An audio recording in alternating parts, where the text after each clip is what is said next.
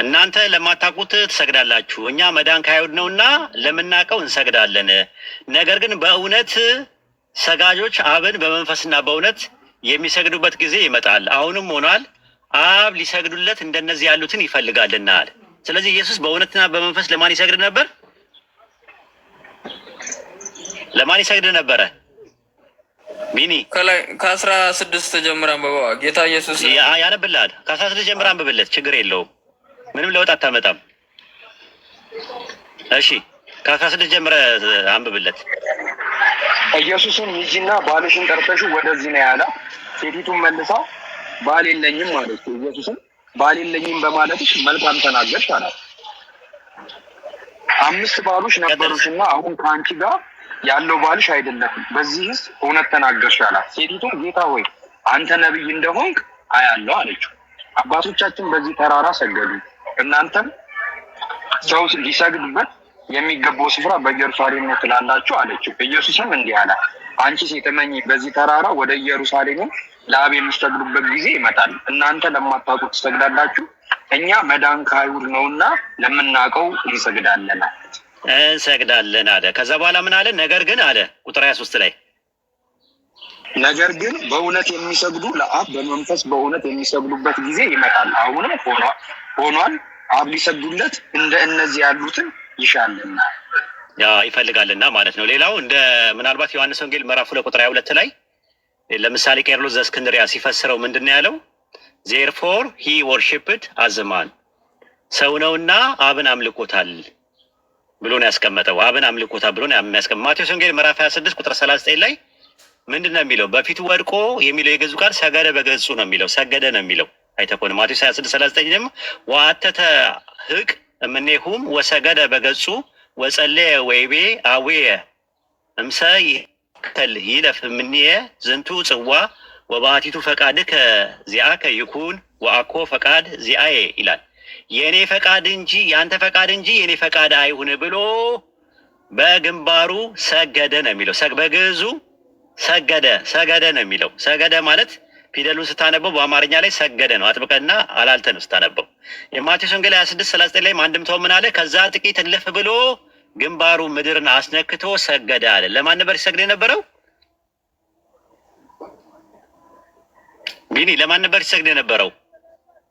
አሁን እያላችሁት እንዳላችሁ ለአብ ነው ከላይ ጀምሮ አብ። ስለዚህ ኢየሱስ ምን አለ? ኢየሱስ ሲጠይቅ ማቴዎስ ወንጌል ምዕራፍ 4 ቁጥር 10 ላይ ስገድልኝ ሲለው የሚሰግድ አካል መሆኑን በደንብ ተረድቶ ነው። ሴጣን ጠንቅቆ ነው አበጥሮ ያውቆ ነበረ። እሱ ግን ምን አለ? ለጌታ ለአምላክ ስገድ እርሱን ብቻ አምልክ ተብሎ ተጽፏል እና ምን አለልም አለው? አልሰገድለትም። ታዲያ ለማን ነበር ኢየሱስ የሚሰገደው ሲባል ለማን ነበር ሲሰግድ የነበረው ሲባል አብን እንደሆነ ዮሐንስ ወንጌል ምዕራፍ 4 ቁጥር 22-23 ይናገራል። መጨረሻ ላይም በግንባሩ ተደፍተው ሱጁድ፣ ልክ እንደ ሙስሊሞች አሁን በግንባር ተደፍተው ሱጁድ እንደሚወርዱት ኢየሱስ በማቴዎስ ወንጌል 26:39 ላይ በፊቱ ወደቀ የሚለው የግዕዙ ቃል ሰገደ በገጹ ይላል። አማርኛው ላይ ወደቀ ነው የሚሉት፣ በግዕዙ ግን በፊቱ ሰገደ ነው የሚለው። አሁን ሳልኖር ያርመኛል ግዕዙ ላይ ማለት ነው። የማቴዎስ ወንጌል 26:39 ላይ አንድምታውም እንደዛ ነው። ከዛ ጥቂት እልፍ ብሎ ግንባሩ ምድርን አስነክቶ ሰገደ አለ። ለማን የሰገደው? ለማን የሰገደው? ቢኒ ያልከው ያለው ወደ አብ ነው ሀሳባችን። ለፈጣሪ ይላል ላሳይህ። ፈጣሪ እያለ ይላል ላሳይህ። ያ ማለት ይኸውልህ አምላካችን መድኃኒታችን ኢየሱስ ክርስቶስ ወይ ፈጣሪ ይላል ኢየሱስ። ፈጣሪ አንዴ በጣም እኮ ከባድ ነገር ነው። ፈጣሪ እንዴ ፈጣሪ ማንን ነው ፈጣሪ የሚለው? የላከውን አብን ፈጣሪው ነው ለሱ። አማ ሚስጥረ ስላሴን ማወቅ ያስፈልጋል። ኧረ በለው እኔ የለሁበትም። እጄን ከደሙ ንጹህ ነኝ። እኔ ፍጡር አላመልክም። ሲሰግድ የነበረ አካል፣ ሲያመልክ የነበረ አካል፣ ሲጾም የነበረ አካል። አስቡት ያጀማ፣ በባይብል ውስጥ ኢየሱስ ሲጾም ነበረ። ለማን ነው የሚጾመው? ይጸልይ ነበረ። ወደ ማን ነው የሚጸልየው? የሉቃስ ወንጌል ምዕራፍ 6 ቁጥር 12 ላይ በዚያ ወራት ይጸልይ ዘንድ ወደ ተራራ ወጣ፣ ሌሊቱን ሙሉ ወደ አምላክ ይጸልይ አደረ አለ። ወደ ማን ነው የሚጸልየው? ሌሊቱን ሙሉ ወደ አምላክ። ዮሐንስ ወንጌል ምዕራፍ 11 ቁጥር 22 ላይ አሁንም ከአምላክ የምትለምነውን ሁሉ አምላክ እንደሚሰጥ አውቃለሁ አለችው ማርታ። እንዴ ከአምላክ የምትለምን ሁሉ አምላክ ይሰጣል ስትል ኧረ እኔን አምላክ ነኝ አላላትም። ከአምላክ የምትለምነውን ነገር ሁሉ አምላክ እንደሚሰጥ አያውቃል። ከዛ ምን አደረገ? ወደ መቃብሩ ሄደና ዮሐንስ ወንጌል 11:41 ላይ ኢየሱስም አይኖቹን ወደ ላይ አንስቶ እንዲህ አለ፣ አባት ሆይ ስለሰማኝ አመሰግናለሁ፣ ሁልጊዜ እንደምትሰማኝ አውቃለሁ ብሎ ሙት አስነሳ። ጸልዮ ነው ሙት ያስነሳው። ዕብራውያን ምዕራፍ 5:7 ላይ አምላክን ስለመፍራቱ ተሰማለት ነው የሚለው። አምላክን ይፈራው ነበረ፣ የሚፈራው አምላክ ነበረው የራሱ። ኢሳይያስ ምዕራፍ 11:3 ላይ ያህዌ በመፍራት ደስታውን ያያል አለ። የሚፈራው አምላክ ነበረው። በጣም ነው የሚገርመው። ኢሳይያስ ምዕራፍ 29:13 እና ማቴዎስ 15:9 ላይ ፍርሃት የሚባለው ነገር የአምልኮ ክፍል ነው። ኢየሱስ ይጾም ነበር፣ ወደ አምላኩ ይጾም ነበረ። ማቴዎስ ወንጌል ምዕራፍ 4:2 ላይ ምንድን ነው የሚለው? 40 ቀንና 40 ሌሊት ከጾመ በኋላ አለ ጾም ለእኔ ነው ይላል ፈጣሪ። ለማን ነው የጾመው? ወደ አምላክ ነው የጾመው። ጾም ራሱ የተቀዋን ለመቀበል ነው። ተቀዋ አምላክን ፈሪያ አምላክ ወይም ደግሞ የአላህን ፍራቻ ለማግኘት የሚገኝ ነገር ነው ራሱ ጾም ራሱ። ስለዚህ ያመልከው ነበረ፣ ይሰግድለት ነበረ። አሁንም ሰማይ ላይ ራሱ ሄዶ አምላኬ አምላካችን እያለ ይናገራል። እዛ ሄዶ ራሱ አምላኪ ነው ራሱ ያመልከዋል፣ አብን ያመልከዋል ሰማይ ላይ ሄዶ። እንዴት ነው አንድ ፍጡር እንዴት ነው አንድ ፍጡር ሰማይ ላይ ሄዶ ፈጣሪን እያመለከ እየጾመ እየሰገደ እየጸለየ እያያችሁት ተመልሳችሁ ያንን ፍጡር የምታመልኩት? እንደው ሳልኖር የሆነ ነገር ቢደን ደስ ይለኛል በዚህ ነገር ላይ። ጃቤር ጨርሻለሁ፣ ማጠቃለያ ሰራበት። እሺ ሰላም ላንተ እንቀጥል። ሳሚ እሺ ወንድም ጃ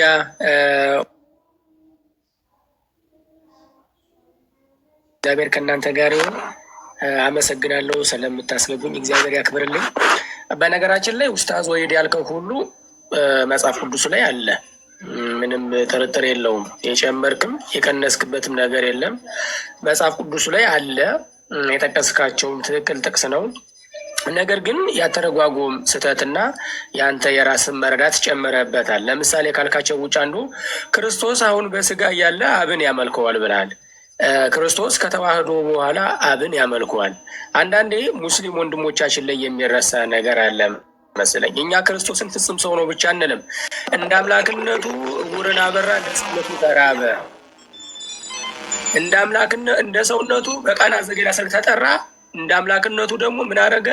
ውሃን ወደ ወይን ቀየረ። ፍጹም ሰው ፍጹም አምላክ ሆኖ ምን ባይዘዊ ክርስቶስ ሰው አይደለም ብሎ የሚያምን ካለ እሱ ክህደት ነው። እና ጃዋር ወንድሜ ያነሳው አሁን የዮሐንስ ወንጌል ላይ ምዕራፍ 4 ላይ ያነሳው ይህንን ጨርስ። እሺ ስለዚህ ክርስቶስ ምንድነው? ፍጹም ሰው ፍጹም። እሺ ክርስቶስ ፍጹም አምላክ ነው። እሺ ጨርስ ኡስታዝ፣ ይቅርታ። ይህንን ጨርስና እንትን እንባል። ኢየሱስ ሲያደርጋቸው የነበሩ ስራዎች በአጠቃላይ በስጦታ ያገኘው ነገር ነው ወይስ ከራሱ ነው ማድረግ የሚችለው? ሲያደርጋቸው የነበሩ በአጠቃላይ ዕውር ማብራት፣ ሽባ መተርተር ምናምን የመሳሰሉ ነገሮችን ከራሱ ነው የሚያደርገው ወይስ በስጦታ ያገኘው ነገር ነው?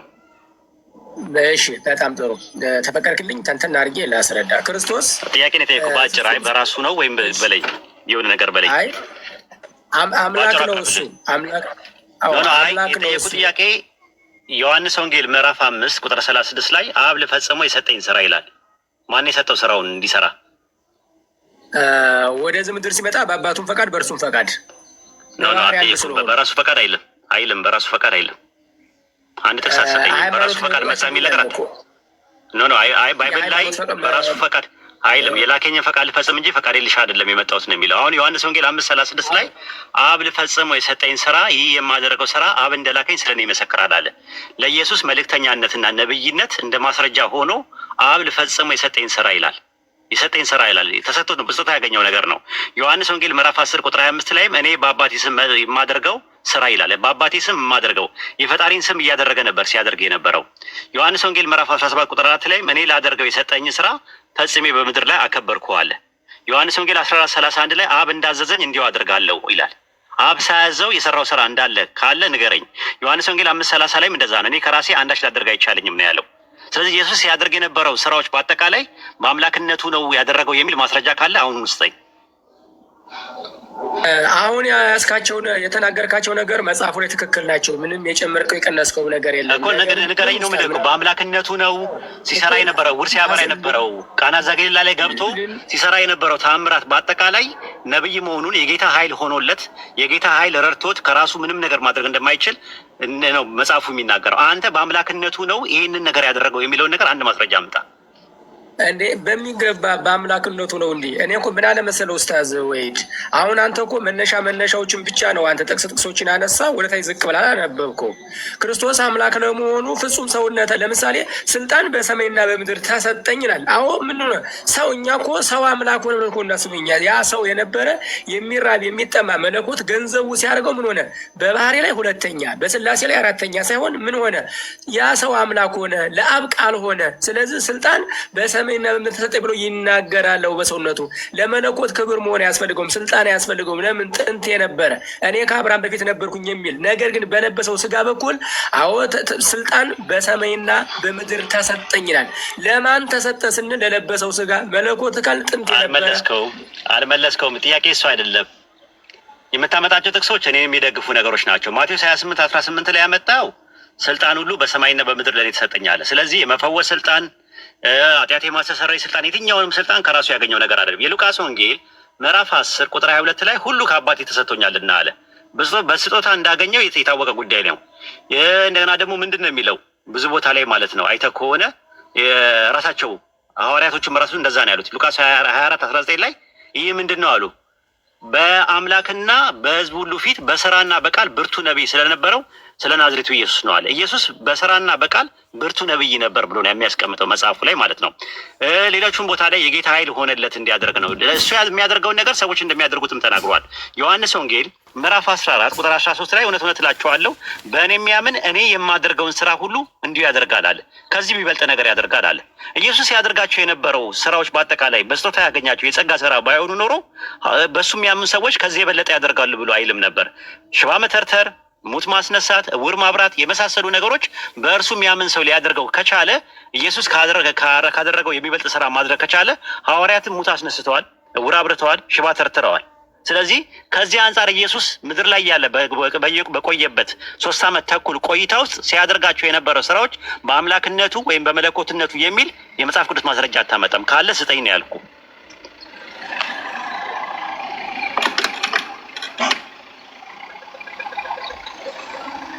የለም፣ አንድ ማስረጃ የለም። ራሱ ሳልኖራለ እሰማለሁ። ጃቢርዬ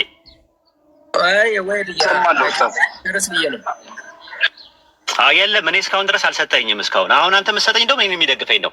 ኢየሱስ በአምላክነቱ ይሄን አደረገ የሚባል አይደለም። ሉቃስ 4:1 ላይም ስትመለከት መንፈስ ቅዱስ አረፈበት ይላል።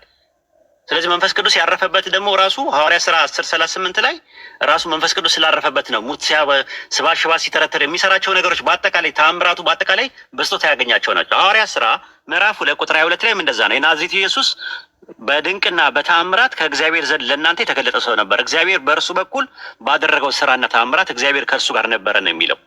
እግዚአብሔር ከእርሱ ጋር ስለነበረ ነው ያንን ተአምራት ሲያደርግ የነበረው እንጂ እሱ በመለኮትነቱ በአምላክነቱ ይሄንን ተአምር ሰራ የሚባል ነገር መጽሐፍ ቅዱስ ላይ ከኦሪት ዘፍጥረት እስከ ራዕየ ዮሐንስ ድረስ የለም። ካለ አንድ ጥቅስ አምጡ። አሁን ያልካቸው ሁሉ ጠቅለል ብዬ ስነግር ኡስታዝ ወይድ አንተ ብዙ ጥቅሶችን ነካ አድርጋቸዋል። ያልከው ነገር አዋለ፣ ነገር ግን ለስጋው ለለበሰው የተሰጠ ነው ብዬ ነው የምመልስልህ እንጂ መለኮት በራሱ መለኮት ነው። መቀባትም የሚሻ አይደለም፣ መንፈስ ቅዱስም የሚሻ አይደለም። እርሱ እኛ ሰው አምላክ ሆነ ብለን ነው እኮ ያ የሚራብ የሚጠማ ሰው ስለ ለእሱ የተነገረ ትንቢት ነው። ስልጣን ተሰጠኝም ያለው ስለ ሰውነቱ የሚናገረውም ለሱ ነው። ግን እንደው ትንሣኤና ሕይወት እኔ ነኝም እያለ ይናገራል። አብዛኛውን ጊዜ ዮሐንስ አጨረስኩ ብላ ወደ እሱ እንመጣለን። ሳልኖርዬ ነገርን መደጋገም በጣም አሰልቺ ነው። እኔ አሁን እየደጋገምኩኝ ይህንን ባነሳለህ አሰልቺ ነው። አንድ ከምታከብረው ሰው የሚጠበቅ አይደለም። እሺ ይሁን። ኢየሱስ መቼ ነው ስልጣን የተሰጠው? መለኮት ከስጋ ጋር ሲዋሃድ ነው አይደለ? ኢየሱስ ስልጣን አልተሰጠው። ስግው ቃል ሰው ስጋ አክባሪ ያለ ከባሪ ያለ ክብር መሆን አለ። የዛን ጊዜ ሰጠኛል ሁሉ ከአባቴ ተሰጥቶኛል ይላል። ሉቃስ ወንጌል ምዕራፍ ሉቃስ ወንጌል ምዕራፍ 10 ቁጥር 22 ላይ ሁሉ ከአባቴ ተሰጥቶኛልና ይላል። ከአብ ሁሉ ነገር የተሰጠው መቼ ነው? ለኢየሱስ ጊዜ ተዋህዶ፣ ቅድመ ተዋህዶ፣ ድህረ ተዋህዶ የሚባል አለ እኮ። መቼ ነው የተሰጠው? ነው በተዋህደ ጊዜ ነው? ቅድመ ተዋህዶ ነው? ድህረ አይ እንዲገባኝ ሳልኖርዬ አታጣድፈኝ፣ አልችልም። እኔ ትንሽ ፈጣን አይደለሁም እንደ ሰው እንደሌላ ሰው ማለት ነው። እና ረጋ ብሎ ነው የሚገባኝ። ኢየሱስ ስልጣን ሉቃስ ወንጌል 10:22 ላይ ባለው ጥቅስ መሰረት ከአባቱ ስልጣን የተቀበለው ቅድመ ተዋህዶ ነው፣ ጊዜ ተዋህዶ ነው ወይስ ድህረ ተዋህዶ ላይ ነው የተቀበለው? መቼ ነው?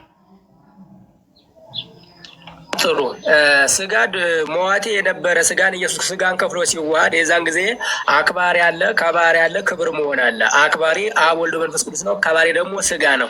ያ ስጋ በከበረ መለኮት ቆይ ልጨርሰው ኡስታዝዬ። መለኮት ገንዘቡ ሲያደርገው ያን የሚረባ የሚጠማን ስጋ መለኮት ገንዘቡ ሲያደርገው በስላሴ ላይ አራተኛ ሳይሆን በባህር ላይ ሁለተኛ ሳይሆን ምን ሆነ? አምላክ ሆነ። ተዋህዶ በታቅቦ ዘይን ብለውላቴ ዘይን ብለትስዋይ ባለመቀላቀል ባለመለዋወጥ ያ ሩቅ ብእሲ የነበረ ምን ሆነ? አምላክ ሆነ። ስለዚህ ምን ሆነ? ጥያቄ እሱ አይደለም።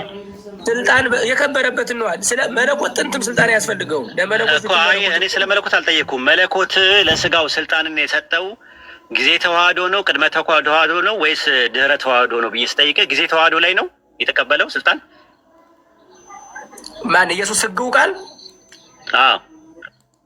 ስግው ቃል ወልድ ገንዘቡ ሲያደርገው ስጋን ከፍሎ ሲዋሃድ እኮ ስልጣን መቼ ነው እኮ ነው የጠየኩህ እኮ። በተዋሃደ ጊዜ ነው?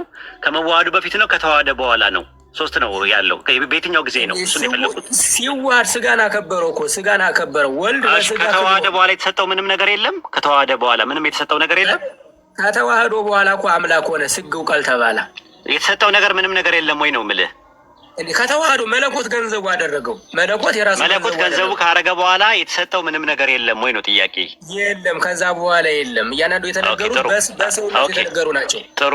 አሁን ለህዝቡ ነው የምንተወው ማለት ነው። ኢየሱስ ካረገ በኋላ የተሰጠው ምንም ነገር የለም። ሰማይ ላይ ከሄደ በኋላ ምን ከተዋህዶ አምላክ ሆነ እኮ ኦልሬዲ አረገ እኮ። ሰማይ ላይ ከሄደ በኋላ የተሰጠው ምንም ነገር የለም ወይ ነው ጥያቄ። ምንም ነገር የለም። አሁን አንተ አርጎ አሁን ያመልከዋል ብለሃል። እስኪ ያመልከዋል የሚል አሁን ጥቅስ እኮ እሰጥሃለሁ፣ ግን መጀመሪያ ጨርሳ ስለተሰጠው ነገር እንጨርሳ። ሳልኖር አንተ ደግሞ ምንድነው ወደ ሌላ ነገር የምትሄድብኝ? ካረገ በኋላ ምንም የተሰጠው ነገር የለም ወይ? አንተ በተዋሃደበት ሰዓት ነው የተሰጠው አልክ። ካረገ በኋላ ምንም የተሰጠው ነገር የለም ወይ? እሺ ይቅርታ ኡስታዝዬ፣ አፋፍ ላይ ቆምኩብህ። እሺ ይቅርታ፣ እኔ የለም ነው የምል ንገረኝ። እሺ ኧረ ችግር የለውም። ራዕይ ዮሐንስ ምዕራፍ 1 ላይ እግዚአብሔር ለኢየሱስ ክርስቶስ የሰጠው ኢየሱስ ክርስቶስ ደግሞ በመልአኩ አመልክቶ ለዮሐንስ ሰጣል። ራእዩን እግዚአብሔር ለማን ነው የሰጠው? ራዕይ ላይ ራዕይ 1 ላይ መጀመሪያ የሰጠው ለማን ነው?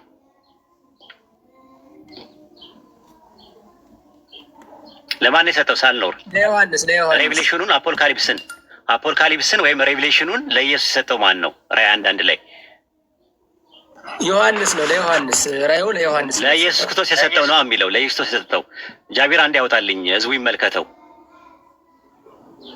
እግዚአብሔር ያወጣልኝ አንዴ የሚችል ሰው ጋራ ወይ ምናምን። እሺ ራዕይ ዮሐንስ ምዕራፍ 1 ላይ እግዚአብሔር ለኢየሱስ ክርስቶስ የሰጠው ራዕይ ይህ ነው ይላል። ማን ነው ለማን የሰጠው?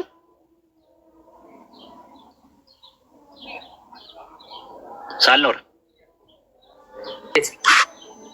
ማን ነው የሰጠው? ራእዩን የሰጠው ለማን ነው? እንዳነበው መጽሐፉ ምንድነው የሚል ኡስታዝዬ? ምዕራፍ 1 ነው አይደለ? ምዕራፍ 1 ራዕይ 1 ላይ ቶሎ ይሁን ዘንድ የሚገባውን ነገር አለኝ እኔ ችግር የለም አለ። ቶሎ ይሁን ዘንድ የሚገባውን ነገር ለባሪያዎቹ ያሳይ ዘንድ እግዚአብሔር ለኢየሱስ ክርስቶስ የሰጠው ያሳየው ዘንድ እግዚአብሔር ለኢየሱስ ክርስቶስ የሰጠው በእርሱም የተገለጠው ምንድን ነው የሰጠው? እግዚአብሔር ለኢየሱስ ካረገ በኋላ እግዚአብሔር ለኢየሱስ የሰጠው ምንድን ነው?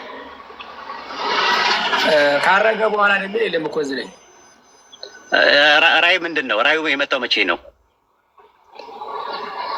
ዮሐንስ ነው ያየው ራው እና ካረገ በኋላ ይሄ ነገር የተካሄደው በ98 ፍጥሞ በምትባል ለሴት ላይ እያለ ነው አይደለ? ራእዩ ከእግዚአብሔር ለኢየሱስ መላኩ ደግሞ ለዮሐንስ የሰጠው አይደለ እንዴ? ራእይ የተፈጸመም ያልተፈጸመ ሊሆን ይችላል እኮ። ራእይ ለምሳሌ ይሄኛው ራእይ ላይ ያለው አፖልካሊፕስ ወይም ደግሞ ቀለሜሲስ የሚባለው ወይም ደግሞ አቡ ቀለሜሲስ ይባላል። ቀለሜሲስ የሚባለው ነገር ለኢየሱስ የተሰጠው ካረገ በኋላ ነው ወይስ ከማድረጉ በፊት ነው?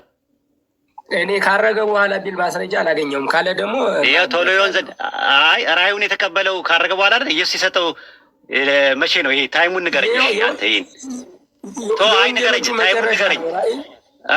ራእዩ ለኢየሱስ የሰጠው ኖ ይሄኛው